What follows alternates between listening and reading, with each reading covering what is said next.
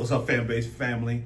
Another edition of the Fanbase Finance Audio Room, man. I know we're going to have a great discussion today, but let's get into how the money moved this week with the business and finance news. So, number one, jobs claims up to a 4-year high. So, weekly jobless claims rose to 260,000, the highest since 2021 during the pandemic.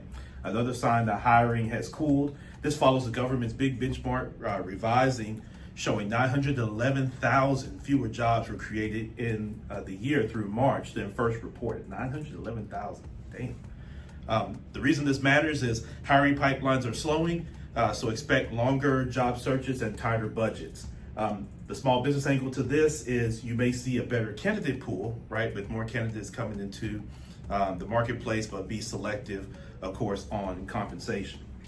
Number two, prices. So producer inflation cools, the CPI is in focus. So producer prices surprised softer in August. So down just about a tenth of a basis point month over month and 2.6% year over year, hinting demand is cooling even with tariffs. Markets see this as more room for the Fed to cut, which is probably going to happen this month.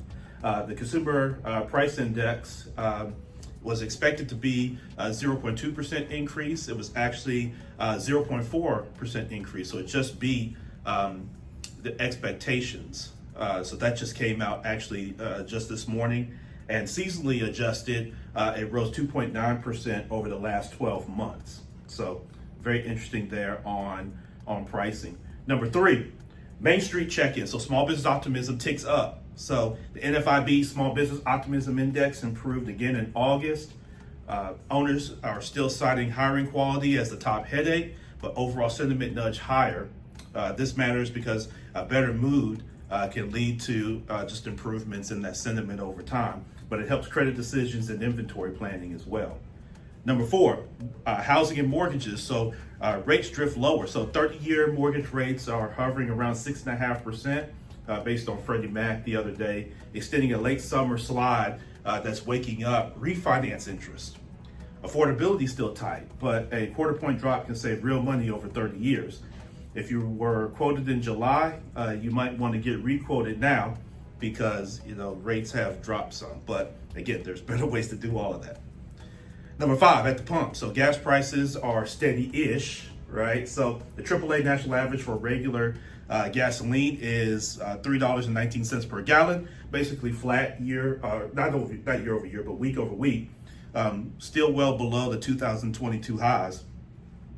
That's a small but real tailwind for delivery, commuting, and household budgets. From a small business perspective, if you raise delivery fees when gas spiked, consider a modest rollback and see what that does for your sales.